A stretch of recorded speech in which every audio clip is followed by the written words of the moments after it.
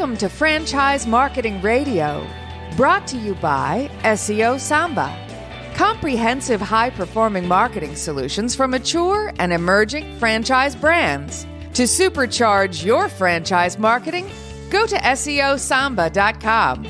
That's SEOSAMBA.com. Welcome to Franchise Marketing Radio. Today's episode is brought to you in part by the Business RadioX Studio Partner Program, equipping franchisors to help franchisees dominate their local market. To learn more about serving your market and growing your business, go to mybrxstudio.com. Lee, this is going to be a fantastic segment. Please join me in welcoming to the broadcast President with Mosquito Joe, Mr. Lou Schager. Good morning, sir. Hi, Lee. Thanks for connecting. How you doing? We are doing great over here. Lou, before we get too far into things, tell us about Mosquito Joe. How are you serving folks? Well, we provide protection against mosquitoes, ticks and fleas, and other pests, primarily serving residential homes right now. So at the end of the day, we're bringing a greater quality of life for families across the country, and also in the back of the mind of families, providing a barrier and additional protection against vector-borne diseases, things that can come up and get you, whether it's West Nile virus, Triple E, or a Lyme disease from a tick. Now, how did the Mosquito Joe story begin? How did the business start? Sure. 2010, 4 guys in Virginia Beach area put backpack sprayers on and tried out of the business here locally and found that it was really catching on. Number one, it caught on because it works. And number two, it was a market that people really didn't know much about. They didn't know that you could actually protect, people usually thought of lathering themselves with off and some kind of a product to protect themselves against mosquito bites. So in 2012 and 2013, they sought out some investment money, and they approached an entrepreneur locally, and he took that idea and actually bought the company and began franchising in 2013. And so we've gone from the original territory in 2013 as Mosquito Joe, rebranded, bright, bold colors, fun taglines. If you look at the back of my business card, it says, "Stop smacking yourself in the face." We kind of keep it light and family-oriented. And bringing us up to today, we are now part of a Neighborly company. We joined Neighborly in August of 2018, looking for a strategic partner. As you know, Neighborly is the largest franchisor for service brands around the country, essentially seeking to own a home with Mr. Handyman, Molly Maid, a variety of other brands, but Mosquito Joe's happy to be a part of them. So standing today, servicing 38 states in 2020 with approximately 340 territories around the country. We're really excited to help the community, especially during this trying time of what we're seeing, as we are considered an essential business for public health reasons. Now, what about your backstory? Have you always been involved in franchising? My background is primarily military. I served in the Navy for 27 years, primarily in fighter aviation. I flew F-14s and then F-18s. Fortunate to go through Top Gun, commanded an F-18 squadron. My last job was as commanding officer of Naval Air Station Oceana, which is one of the largest air stations in the country. And I can tell you the first 24 years of my Navy career, I was the recipient of customer service. The last 3, I was the provider of customer service as the commanding officer of Oceana. And I learned a lot. And during that time, connected with a lot of friends in the franchising world, including those at Mosquito Joe, and that really spurred my interest. And so I've been, this is my 4th season with Mosquito Joe, but I really am grateful to have the military background and relationships that help form the way I approach work here. Now, when you were in the military, did you foresee this as part of your journey, is getting involved in business at some point in this kind of an entrepreneurial venture? I did. The traditional route for someone like me would be going into the airlines, flying for American or FedEx, or joining Boeing, helping out with one of the defense contractors. I really didn't want to move in that direction. I really had an entrepreneurial spirit. And when I learned more and more about Mosquito Joe and what my friends were doing and we were a customer of Mosquito Joe, it really spurred my interest. And I love the mission behind Mosquito Joe. It's really easy to follow. I mean, I think bringing a greater quality of life to families is a pretty noble cause, while also protecting against vector-borne diseases, but also making dreams come true for entrepreneurs around the country. Those two added up make it a real pleasure and a privilege to serve as the president of Mosquito Joe. Now, what's a day in the life like for a Mosquito Joe franchisee? Well, it's seasonal, and we feel strongly that that's part of the one of the allures of joining Mosquito Joe, a seasonal business where you could generate nice revenue during the season. Some are year-round. Some, South Florida, Texas, and southern Alabama, can be year-round, but generally it's seasonal. So as the season ramps up, which is right around now, the marketing kicks in and the calls start coming in, and our technicians will go and jump in their bright yellow and green vans and service customers throughout the country. So a typical day is probably, each technician, each van servicing between 18 and 25 customers, and seeing each of those, working 5 days a week, and having the office manager we really pride ourselves on the customer service element, where we kind of coined the thought that we are in the customer relationship business that happens to be providing mosquito control, and that served us well.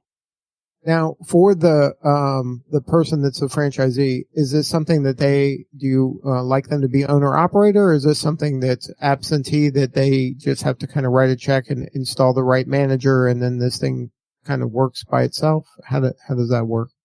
Yeah, great question. Generally, most of our franchisees are owner operators, and we feel those are the most successful. They really get in and understand the integrated pest management trade and specialty, as well as learning the office skills and business skills. And so it's not uncommon that we have families join, because number one, they can work out of the home, save on operating expenses for the first couple of years as they grow. But generally speaking, we see those that as they learn the business, and maybe in year 2, 3, 4, 5, as they continue to grow, they can step back and hand over the reins to an office manager or an operations manager. That's where we've seen the most success. Now, does Mosquito Joe offer an opportunity to kind of build an empire in their community, to take over more and more properties and install, kind of managers or general managers and take over an area? Or is it primarily like they just buy one area and then that's kind of a lifestyle business, or kind of a minimal upside, but a very strong community presence? No, good question, Lee. We find the average owner in Mosquito Joe owns about just over 2 territories. So it's really common to have multiple territories to grow the business.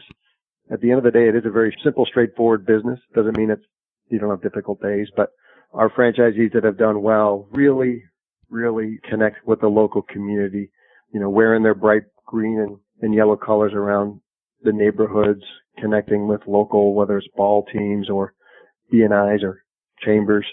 We find that our franchisees that do well really make a personal connection with the community, providing, free services for the community park parade, for example. And so I think there's great enjoyment that our franchisees see as they connect with the community and generate revenue for themselves.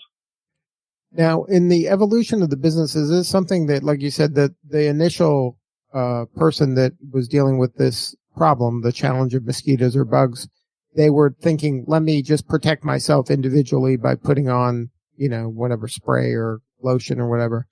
And then this kind of mindset shift to say, okay, I can kind of create a barrier around my home. Did that take a lot of education, or is this now people kind of accept this as this is another way to deal with this challenge? We find ourselves always educating the consumer. Even, as I mentioned, in 2014, when I became a customer, while still in the Navy, I didn't know how it worked, and became a believer, and we haven't missed a service since, and I haven't gotten bothered by a mosquito, tick, or flea in my backyard or a property stand. So it is a continual education process, and we think that's even kind of shows to where the market is going. This is becoming a service that generally people who may also have lawn care, they also get mosquito control, but in a downturn, usually the dad's going to cut the lawn, or someone in the house is going to cut the lawn, and they're not going to get rid of the mosquito control service because that's something they really can't do. And we provide that quality of life as well as protection against vector-borne diseases. So it is an education process, continually educating the consumer, because it is still new and we're still growing around the country. So there's some areas that we haven't gotten into. In fact, we're just opening up in Nebraska for the first time this year, in California and Utah. So again, the education process will continue. Now, from the consumer standpoint, is this something that happens weekly, monthly? How many times during the season does it take to kind of be effective? Most effective is every 3 weeks we'll come out and provide the service. The technicians are trained to take a look and inspect the property each time. Look for things like sources. And mosquitoes love to hide in even a thumb cap of water can house hundreds of mosquito eggs and launch 100 mosquitoes, and they cycle every up to 14 days. So it can be a real problem until we get it under control. But then that every 3 week process maintains that continuity of controlling the mosquito and taking flea population well. We also have some natural options. We are coming up with new products all the time. We have an entomologist on staff, and so that is becoming more and more of interest to our customers. And so we have a variety of botanical oils and other natural protector as well. So those are becoming more and more popular. Now, what does the franchisee do when it's out of season? What do you recommend? Well, some just recharge their batteries. They take a break. Some are people that join Mosquito Joe. They're looking for an opportunity where they can own their own business, grow something, maybe hand it off to their family or children, or and continue to grow. But the beauty of it is there's some downtime, significant downtime for some. And we usually have our big convention during that off season, and that's always a lot of fun. And I've never seen more effective, best practices sharing in my life than at our convention. We just have wonderful, down-to-earth, motivated, as we call, passionate, hungry, and driven franchisees that connect. At corporate, we're training during that time as well. The training season for new franchisees begin in October and lasts through generally March or April. So we're always at corporate renewing products, renewing protocols and training, and the franchisees are sharing best practices and ramping up and learning and getting ready for the new season as well. Now, when a franchisee launches, I'm sure there's some things that corporate does as a brand to help them, let the community know they exist. But what's the recommended way that a franchisee should be kind of interacting with the community on a regular basis so they do stay top of mind and move the service from a nice to have to a must have? Right. It's really, we preach to evangelize the business 24/7, 365. The bright yellow van that we use, and the bright bold colors, we invite our franchisees, especially when they first start up, if you're going to the grocery store, bring the van. If you're going to out to eat, bring the van and wear your stuff. And our logo, Mosquito Joe, it's often mistaken for a restaurant. They're like, oh, what is that? Is that a tequila bar? Or we're like, no, but it's a good conversation starter. And at corporate, we have a strong marketing team. We have a variety of marketing materials that really push the brand out there, and we have franchise business coaches that provide regular coaching. We have a Sure Start coordinator to get those new franchisees up and running, and that support continues. We have weekly conference calls, especially during the season, and connect with all the franchisees to see what's working, what's not, some new marketing advice. So it is, at the end of the day, like most businesses, it is a national franchise, but we want the consumer in their local area to feel like it's a homegrown local company, because the family that runs Mosquito Joe, their kids, they go to the same school as you do. And that connecting point really makes a difference. And so those that have had success in Mosquito Joe we've seen them really take that to heart. Now, is this a business that requires kind of a lot of ubiquity when it comes to marketing? Is it something that corporate has to do a lot of online or digital local marketing, or is it something that a good franchisee that's active in the community can get enough business just from word of mouth and their own kind of reputation?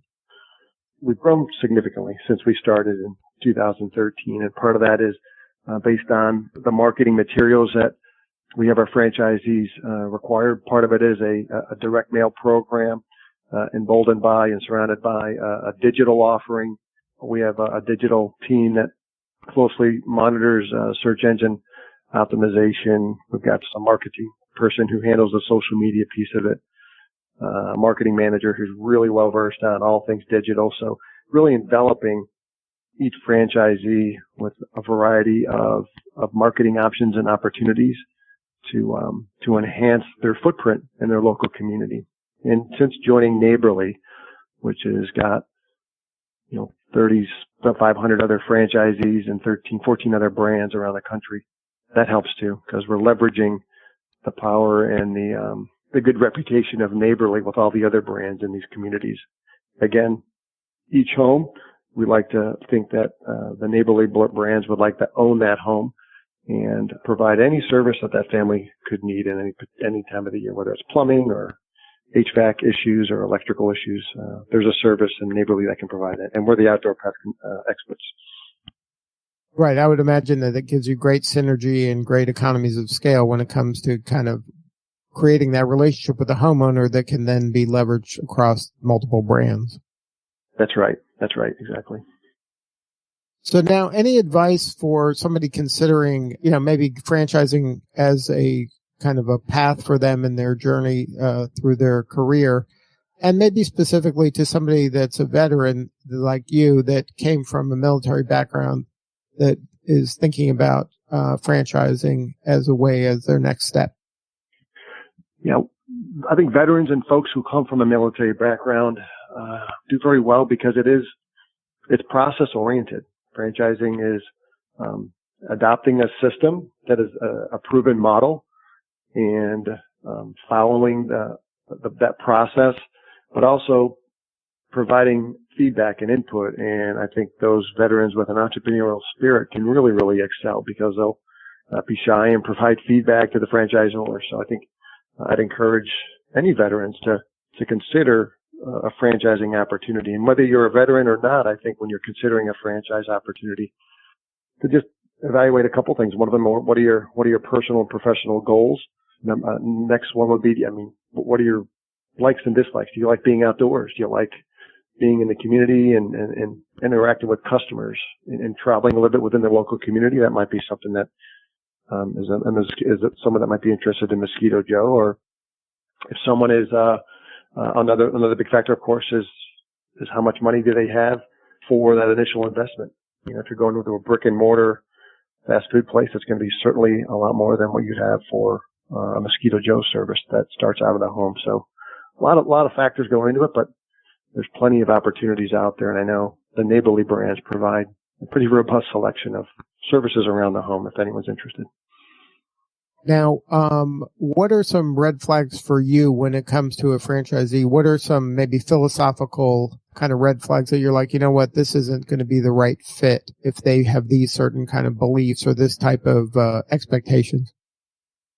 Well, I think someone who's looking to make $1 million in their first year, right? I think sometimes you see that come across where our franchisees or anyone starting their business needs to have strategic business patience and understand that following the process is the best way to establish the foundation with which your business can grow and be healthy and sustain the ups of the economy and the downs of the economy, something that we're seeing right now. So I think that's one of the biggest ones. Someone who's looking to try to make a quick buck, it's just probably not the right fit in any franchising system. Now, can you share maybe a success story, somebody that's a franchisee now that really has kind of made their way and is really making an impact in their community, and there's a sense of pride organizationally from that? Yeah, well, our franchisee of the year is Dennis and Melissa Stein up out of Long Island, and they've done a wonderful job of connecting with the community there in New York. Their technician, one of their technicians, was our Mosquito Joe Technician of the Year as well, and having a chance to meet him personally this last winter, as well as seeing what Dennis and Melissa have done. They've really connected with the community. They're always thinking out of the box to how to improve not only Mosquito Joe for Long Island, but Mosquito Joe franchisees for the country. They're always willing to share their best practices. So they've really done a wonderful job in setting the example and looking for innovative ways to grow the business that the rest of the system can leverage. So yeah, Dennis and Melissa have really done it. And again, I can name 50, but in the absence of time, Dennis and Melissa stand out as our franchisee of the year. Now, what do you got planned looking forward? This year obviously is going to have its own challenges, but beyond this, Sure. once we get through this, what are you looking to do to create growth for not only for the brand, but also for the individual franchisees? Are there different offerings on the roadmap? Is there kind of different? You said that you were expanding into other maybe newer markets, but what's on the roadmap looking ahead? Yeah, we're making a conscious and deliberate effort to grow out west while filling in the white space that remains on the east and the Midwest and in the South. So we're excited for California and Utah and continuing to grow in those areas as well as Nebraska. As far as our strategic vision, we're proud to be a part of the Environmental Protection Agency's Pesticide Environmental Stewardship Program, PESP, and something that very few pest companies really jump in will feel like we are. It is a 5-year program, but it's a way that we're engaging with the industry as well as with our consumers as a thoughtful provider of pest control and really going into an integrated pest management mindset. And we know that in today's day and age where many of our consumers are considering greener offerings, we are certainly doing that and stepping up our offerings. And we know that in doing so, we are hearing what our customers are asking for. And so that's an exciting opportunity for Mosquito Joe as we continue to grow around the country. That not only are we providing protection, but we're doing it in a very thoughtful way that's considering the environment as well as the care for families and their pets. Good stuff. Well, if somebody wanted to learn more and have more substantive conversation about being a franchisee or learning about the Mosquito Joe maybe in their own community, what is the coordinates? MosquitoJoeFranchise.com. That would be the best way they can reach out and get a hold of us anytime. I would really look forward to talking to anyone who's interested. We have a great franchise development team, and they can guide you through the process. And there are territories opening up around the country now. Congratulations on the growth and congratulations on the journey. It sounds like you've led quite the exciting life, and this is there's a lot of room for growth for the brand, and this partnership with Neighborly seems like that's paying off as well for the Neighborly folks and Mosquito Joe franchisees. Yeah, you're right, Lee. It's an exciting time moving forward and thinking years ahead. But as you mentioned, right now it's a little bit challenging, but we will get through this and be stronger on the other side. And that's where that military background comes in. There's you got to control what you can control. Right, that's right. Well, thank you again. One more time, the website. It's MosquitoJoeFranchise.com. All right, Lou Schager, Mosquito Joe. Thank you for sharing your story. Lee, thanks for the time and have a great day. All right, this is Lee Cantor for Stone Payton. We will see you all next time on Franchise Marketing Radio.